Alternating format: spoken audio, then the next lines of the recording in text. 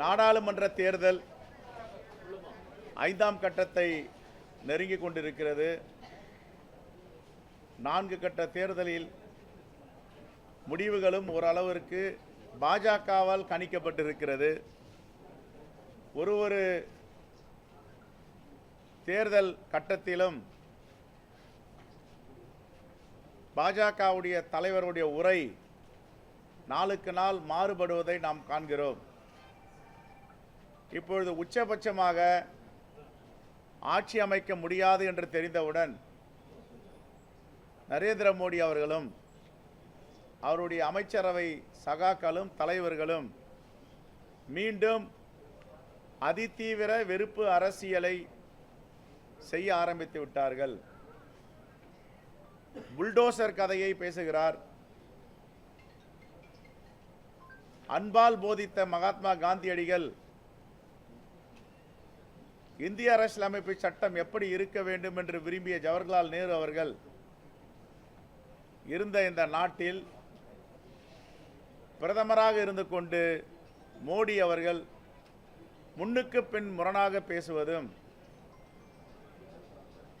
நம்முடைய அரசியலமைப்பு சட்டமாகட்டும், இந்திய மக்கள் பிரதிநிதி தத்துவ சட்டம் 151 ஆகட்டும், மத அரசியல், சாதி அரசியல், மொழி அரசியல், இந்த 3 அரசியலும் செய்யக்கூடாது என்று தெளிவாக நம்முடைய சட்டங்கள் சொல்லுகின்றன. ஆர்டிகல் 151 இதை படித்தாலே ஒரு தேர்தல் பிரச்சாரத்தில் எப்படி தலைவர்கள் பேச வேண்டும் என்று தெளிவாக சொல்லியிருக்கிறது. ஆனால் மோடி அவர்கள் இந்திய அரசியலமைப்பு சட்டத்தையும் மதிப்பதில்லை, மக்கள் பிரதிநிதி தத்துவ சட்டம் 151 மதிக்கவில்லை. அதற்கு மாறாக தோல்வி அடைய போகிறோம் என்பதை உணர்ந்து உறுதி செய்து இப்பொழுது கலவர அரசியலில் ஈடுபட்டு வருகிறார்கள். தேர்தல் ஆணையம் இதையெல்லாம் ஏன் வேடிக்கை பார்க்கிறது? தேர்தல் ஆணையம் நியாயமாக தேர்தல் நடத்த வேண்டும். அரசியலமைப்பு சட்டத்தையும் ஜனநாயகத்தையும் பாதுகாப்பது தான் தேர்தல் ஆணையம். ஆனால் தேர்தல் ஆணையம் தொடர்ந்து வேடிக்கை பார்ப்பது எல்லோரிடமும் அச்சத்தை ஏற்படுத்தியிருக்கிறது. ஆகவே தேர்தல் ஆணையம் யார் வெறுப்பு அரசியல் பேசினாலும், கலவரத்தை தூண்டும் விதமாக பேசினாலும், சாதி மத மொழியை கையில் எடுத்து பேசினாலும் அந்த தலைவர்களை பிரச்சாரத்திற்கு தடை செய்ய வேண்டும் என்று காங்கிரஸ் கமிட்டி சார்பாக கேட்டுக்கொள்கிறோம்.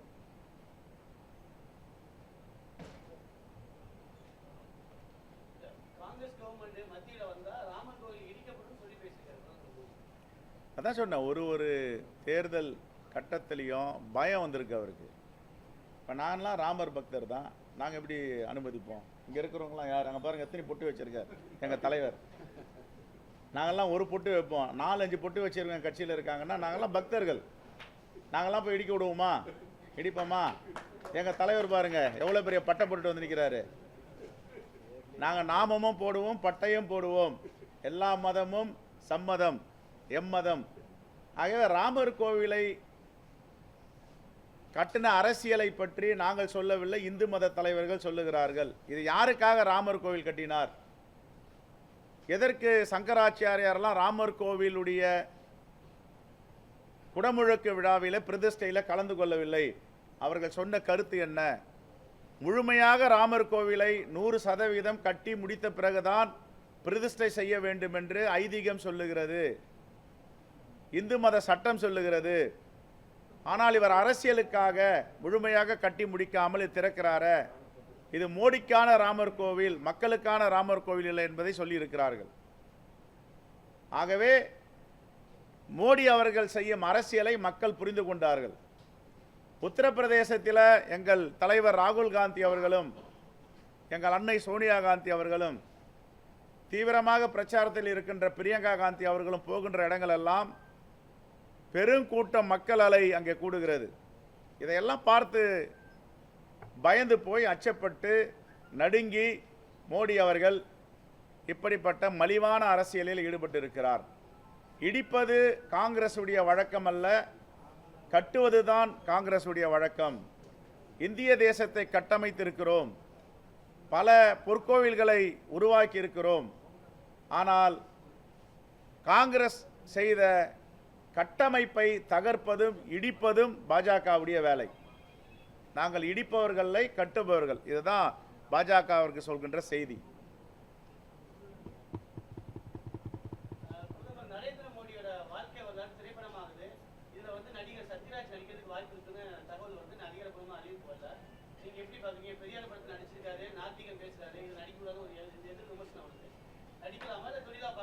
இல்லை, முதல்ல அவர் தொழில், அது அவர் தான் முடிவு செய்யணும், நாம் முடிவு செய்ய முடியாது. இரண்டாவது, அவர் ஒரு பகுத்தறிவு பக்தர், தந்தை பெரியாரை உள்வாங்கியவர்.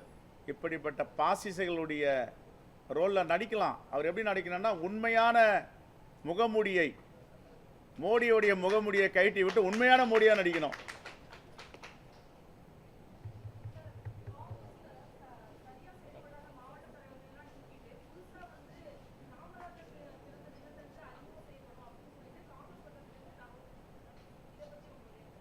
இல்லை, எந்த ஒரு அரசியல் கட்சியும் ரிஜினிவேஷன் சொல்லுவார்கள், புத்துணர்ச்சி பெறுவது. அது ஆண்டுக்கு 3 ஆண்டுக்கு ஒரு முறையா, 5 ஆண்டுக்கு ஒரு முறையா ஒரு கட்சிக்கு ஏற்றார் போல் அதை மாற்றி அமைப்பார்கள். நாங்களும் எங்களுடைய அகில இந்திய தலைவர்கள், தமிழ்நாட்டில் உள்ள மூத்த தலைவர்கள் அனைவருடன் கலந்து யோசித்து புதிய ரத்தம் பாய்ச்ச வேண்டும், புதிய முகங்களை கொண்டு வர வேண்டும், இளைஞர்களை கொண்டு வர வேண்டும் என்று திட்டமிட்டு இருக்கிறோம். அதற்கான வேலை திட்டங்களை இப்போ முன்னெடுத்திருக்கோம்.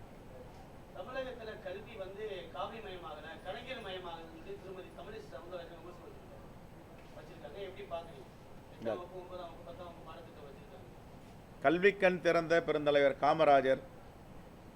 கல்வின்னா பெருந்தலைவர் காமராஜர் தான். முதன்மையாக கல்வியை எங்களை போன்றவர்கள்லாம் இன்றைக்கி சாதாரண மக்கள்லாம் படித்து இன்றைக்கி உட்காந்துருக்கோன்னா அதுக்கு பெருந்தலைவர் காமராஜர் தான் முன்னுதாரணம். பெருந்தலைவர் காமராஜரை பள்ளி கல்வி கொண்டு வந்ததை உயர்கல்வியில் முத்தமிழறிஞர் கலைஞர் அவர்கள் வலிமைப்படுத்தினார். ஆனால் இதை இவங்க தான் பேசுகிறதுக்கு தகுதி இருக்குது. பாஜகவை சேர்ந்தவர்கள் கல்வியை பற்றி பேசுவதற்கு எந்த தகுதியும் கிடையாது. குலத்தொழிலை செய்யுங்கள் என்று இன்று வரை மோடி சொல்லி கொண்டிருக்கிறார். அதுதான் புதிய கல்விக் கொள்கை திட்டம். புதிய கல்விக் கொள்கை திட்டத்தை நாங்கள் ஏன் எதிர்க்கிறோம்? முடிவெற்றவருக்கு கல்வி சொல்லிக் கொடுப்பாங்க, நீங்கள் எப்படி முடிவெட்டணும்ன்ட்டு. செருப்பு தைக்கிறவங்களுக்கு நீ எப்படி செருப்பு தைக்கணும்னு புதிய கல்விக் கொள்கை சொல்லிக் கொடுப்போம். இதையெல்லாம் தூக்கி எறிந்து புதிய பரிணாம வளர்ச்சி இந்த தேசத்தில் இருக்க வேண்டும், சமூக நீதியை நிலைநிறுத்த வேண்டும் தான் பெருந்தலைவர் காமராஜர், முத்தமிழறிஞர் கலைஞர்லாம் பாடுபட்டிருக்காங்க. ஆகவே பாஜகவை சார்ந்தவர்கள் எவரும் மக்களை பற்றியும் மக்களுடைய வாழ்வாதாரத்தை பற்றியும் அவருடைய முன்னேற்றத்தை பற்றியும் சமூக அக்கறை பெறுவது தான் மிகப்பெரிய வியப்பாக இருக்கிறது. 10 ஆண்டுகளாக ஆட்சியில் இருந்தார்கள். அவர்கள் என்ன செய்தார்கள் என்று அவர்களுக்கே தெரியும். கலவரம், சாதி கலவரம், மொழி கலவரம், இனக்கலவரம், ஆலய வழிபாடுகளில் பிரச்சனை, சங்கராச்சாரியார்களே முகசுளிக்கும் அளவிற்கு இந்து மதத்திற்கு எதிராக செயல்பட்டது. பழனிவேல் ராஜனுடைய குடும்பத்தை சார்ந்தவர் மதுரை மீனாட்சி அம்மன் திருக்கோவிலில் அறங்காவலராக இருக்கிறார். அவர் கணவனை இழந்தவர் என்பதற்காக அவர் பிரதிஷ்டை செய்யக்கூடாது, முக்கியமான பணிகளை ஆலயத்தில் செய்யக்கூடாது எதிர்த்தவர்கள் பாஜகக்காரர்கள். அப்போ பெண்களுக்கும் எதிரானவர்கள் இவர்கள்லாம் போயிட்டு மாங்கல்ய சூத்திரத்தை பற்றி பேசுகிறாங்க. ரைட்.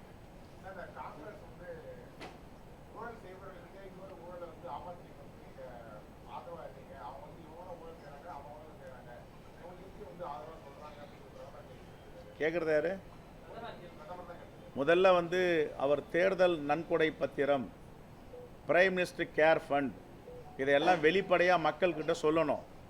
நீங்கள் எல்லாம் கொடுத்த பணம் பாரத பிரதமருடைய வைப்பு நிதியில் இவ்வளோ பணம் இருக்குது, நன்கொடை தொழிலதிபர்கள் தொழிற்சாலை நடத்துபவர்கள் கொடுத்துருக்காங்க, அதெல்லாம் வெளிப்படையாக சொல்லியிருந்தாருன்னா இவர் அரவிந்த் கெஜ்ரிவாலை பற்றி பேசலாம். அரவிந்த் கெஜ்ரிவாலை பற்றி உச்சநீதிமன்றம் தெளிவாக அவரை நிபந்தனை பிணையில் விடும்பொழுது சொல்லியிருக்கிறது, குற்றம் நிரூபிக்கப்படவில்லை, எவ்வளவு காலமாக இதை விசாரித்து கொண்டிருந்தீர்கள், யார் யாருக்கு பணம் கொடுத்தார், மணிஷ் சிசோடியா விஷயத்துலையும் இன்னும் தெளிவான அறிக்கை கொடுக்கல. ஏற்கனவே ஜெயின்னு ஒருத்தரை கைது பண்ணியிருக்கீங்க, அதுலேயும் தெளிவான அறிக்கை கொடுக்கல. இன்னும் அரவிந்த் கெஜ்ரிவாலை ஒரு முதலமைச்சரை சிறைப்படுத்தி கனெக்டிவிட்டி எங்கே பணம் வந்துச்சு, எங்கே பணம் போச்சு, எங்கே ஊழல் நடந்ததுன்னு இது வரைக்கும் தெளிவாக சொல்லலை. சொல்லாத யூகத்தின் அடிப்படையில் இந்த தேர்தலில் அவர் பிரச்சாரம் செய்தால் இந்தியா முழுவதும் அவர் பிரச்சார பீரியராக மாறுவார், இந்தியா கூட்டணிக்கு வலிமை சேர்க்கும் என்ற அடிப்படையில் தான் கைது செய்திருக்கிறார்கள் என்பதை நாடே அறியும். ஆகவே பாஜகவிற்கும் மோடிக்கும் சொல்வதற்கு எந்தெந்த அருகதையும் தகுதியும் கிடையாது.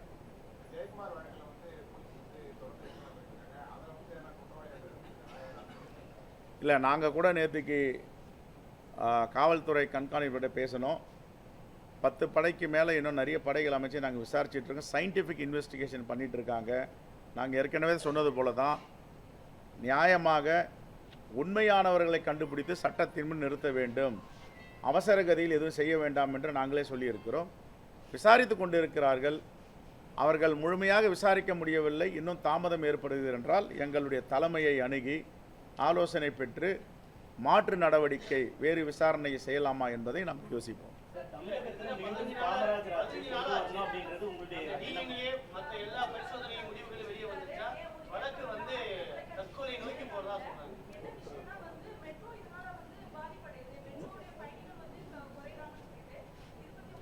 என்னென்னமா கேட்கல.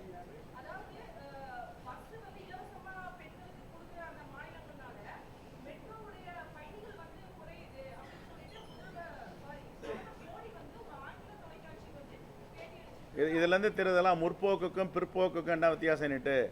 மோடி பிற்போக்குவாதி, பாஜக பிற்போக்குவாதிகள், குறிப்பாக பெண்களுக்கு எதிரானவர்கள் மோடியுடைய ஆட்சியும் மோடியும் பாஜகன்றது அவருடைய பேச்சிலேயே தெரியுது.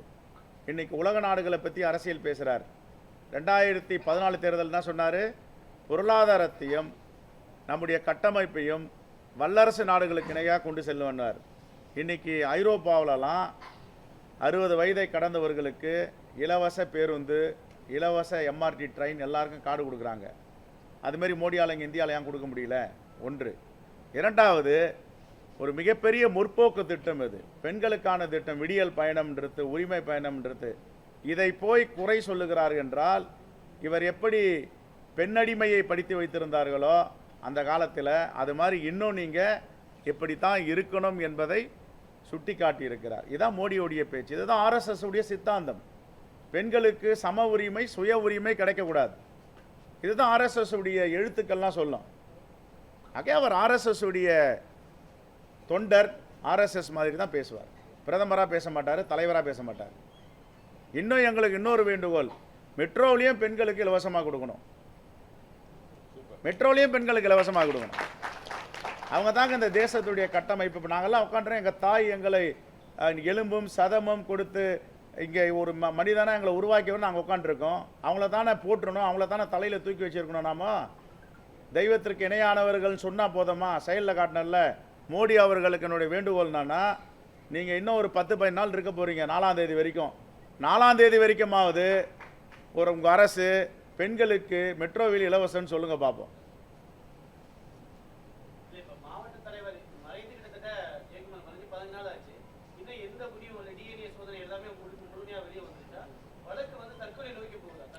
இல்லைங்க, நான் இதில் ஒன்றையும் ஒளிமறைவே கிடையாது, வெளிப்படையாக சொல்கிறேன். நேற்றுக்கு நான் திருநெல்வேலி சூப்பரண்டா போலீஸ்கிட்ட என்ன நிலையில் இருக்குது புலன் விசாரணை, எதை நோக்கி போயிட்டுருக்கு, என்ன பண்ணிகிட்ருக்கீங்க, பத்திரிகையாளர்கள்லாம் கேட்கும்போது நாங்கள் சொல்ல வேண்டியிருக்கு, எங்கள் தலைவர்கள் கேட்குறாங்க சொல்ல வேண்டியிருக்கு, தொண்டர்கள் கேட்குறாங்க. ரொம்ப தெளிவாக சொன்னார். சார் ரொம்ப பிரமாதமாக பண்ணிகிட்ருக்கோம், சயின்டிஃபிக்காக பண்ணிகிட்ருக்கோம், 100%.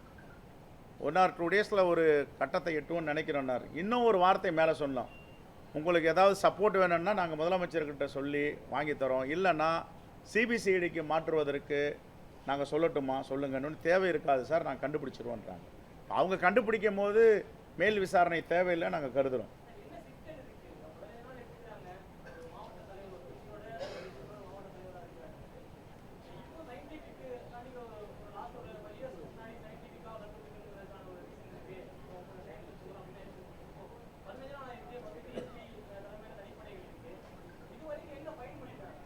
இல்லை, அவங்க புலன் விசாரணையை ரகசியமாக விசாரிச்சுட்டு இருக்காங்க. நம்ம ட்ரையல் மீடியா இங்கே பண்ணமா சரியாக இருக்காது, காவல்துறைக்கும் சங்கடத்தை ஏற்படுத்தும். நம்புகிறோம், உறுதியாக நம்புகிறோம், நம்முடைய காவல்துறை உண்மையான குற்றவாளியை கண்டுபிடிப்பாங்க, சட்டத்தை நிறுத்துவாங்க. பொறுத்திருந்து பார்ப்போம். நாங்கள் ஃபாலோ பண்ணிகிட்டு இருக்கோம். ஆட்சி தான் காமராஜர் ஆட்சின்னு சொல்லி திரு ஈவிகேஸ் பேசியிருக்காரு. அதுக்கு பாராட்டி அமைச்சர் சாமிநாதன் கடிதம் அனுப்பிச்சிருக்காங்க. இது உங்களுக்கு தர்ம சங்கடத்தை உருவாக்கி? ஒரு தர்ம சங்கடமும் இல்லையே. எங்கெல்லாம் நல்லாட்சி நடக்குதோ அது காமராஜர் ஆட்சி தான்.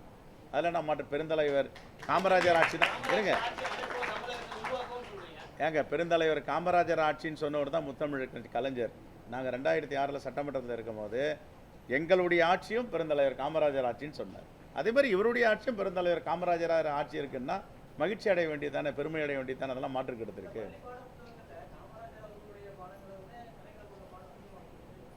புரியல.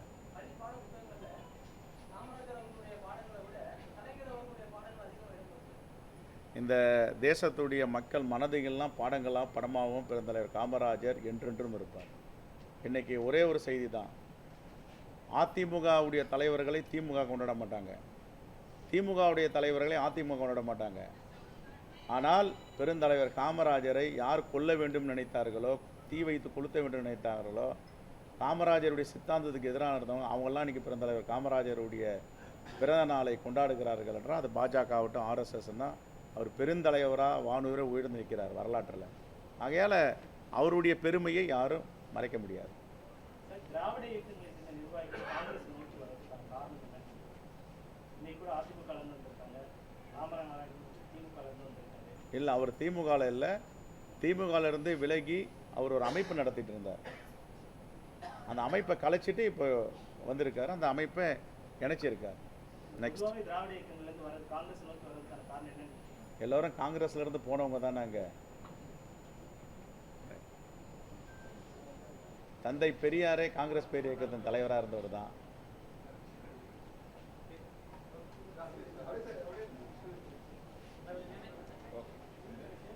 என்ன